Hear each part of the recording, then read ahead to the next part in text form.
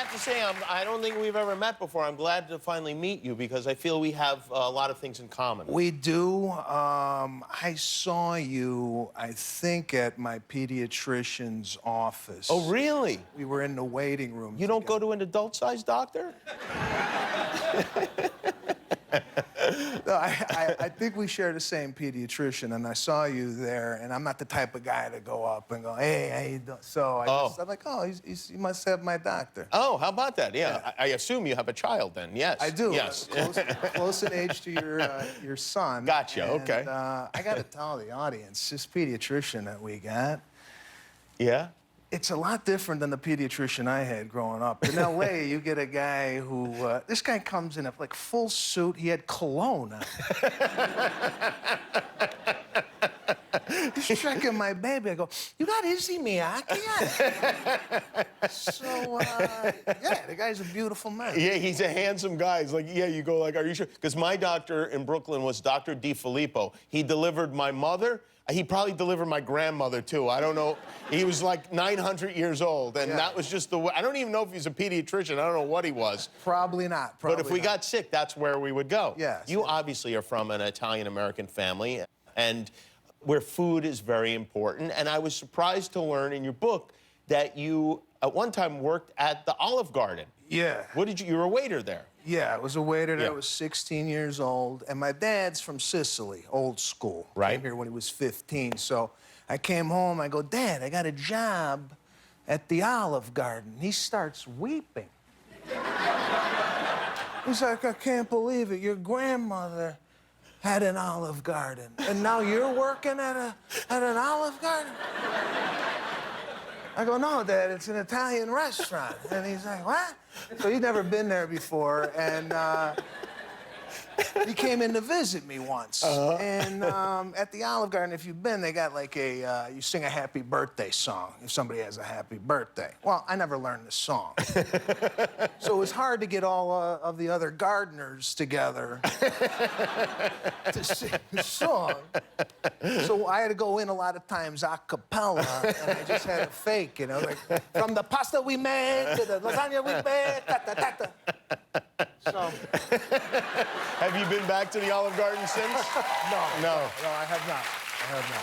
So anyway, you were talking about just Italian families, and one of the things that I know you touched on is the evil eye. Yeah. Now, this is something when I explain it to my friends who are not Italian, and even some who are, they don't understand what I'm talking about. But explain what it is. It's molocchio, right? Yeah, and I was so excited not only to come on your show because I've been a fan of you for a while, but when I heard that you were privy to the evil eye, oh, yes. Like, oh, I can't wait to talk to him. I wore a horn to protect myself Yeah. from the evil eye as a teenager. Yeah, so for those of you who don't know, the evil eye, you could be given it by someone who's jealous of you, or they could compliment you and they're like, oh, you look great. What they're really doing is they're putting a curse. Right? So now, you might have a different tale, but in my family, if you got this evil eye, in order to find out if you have it, there's a little bowl with water. So, yep, Put that's a little right. olive oil in the bowl. Then they take the middle finger and stir it 3 times. Now, if the oil and water go together, you got it. Right. All right? Now If it looks like a little eye, yeah. Right. So, yeah, if there's 2 rings, though, a female gave it to you. Right. Okay? And I just heard this. This is a new one to me. If it looks like a bracelet, a man gave it to you. Now, do you have any variation to that story? Yeah, okay, well, I'll tell you. First of all, you'd have to make the sign of the cross over the bowl of water 3 times. Okay. And then there were 3 drops of oil, very similar. And it was always like the same bowl we'd eat out of, you know, it was a pasta bowl. And then there was a prayer that could only be learned at midnight on Christmas Eve. Okay. This is what I was talking to my father before the show. I go, Dad, there's something about a midnight something. He goes, there's no midnight. There's oil and the water. I go, no, there's a midnight thing in here. So I'm glad that you clarified. My grandfather said, yeah, he had to learn it at midnight, and then he would have to say the prayer over you. And once I got the evil eye, and it had to be removed from me, and it turned out, according to my family who did the investigation with the thing, it was a kid who came in, and I had a toy the kid wanted, and so the kid gave me the evil eye and left.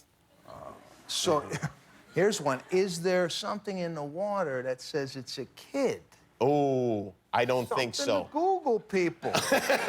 Is this even on Google? I don't even know. I don't know. It's just guys like you that have these stories passed down that I don't even think Google knows about. I remember thinking, like, even at that time, thinking my family was crazy. Even when I was a kid, thinking, like, there's no way this is real. This can possibly be real. Yeah. But I was, of course, interested in the mystery of it, you know? Totally. Yeah, and did you guys have, we had a horseshoe that was over the door, but it was upside down. Now, that's supposed to keep the demons away. The horseshoe. Well, I lived in Vegas, so we had the horseshoe was in Vegas. I mean, like, the Binion's horseshoe was there, so that's where we'd go to get away from the demons.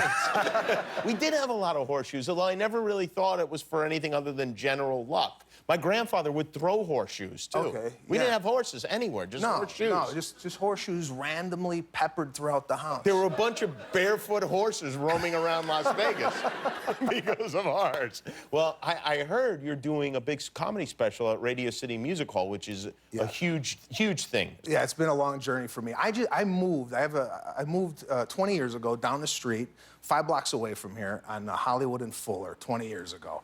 And now I'm doing Radio City Music Hall, which is a really, really big moment in my life. And that's next weekend.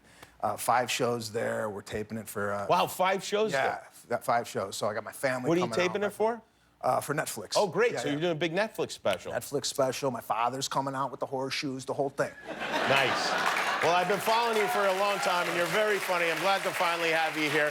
Thank you very much, Sebastian. Sebastian Maniscalco, that's his book. Stay hungry. If you like that video, then put a ring on it. Click the subscribe button below.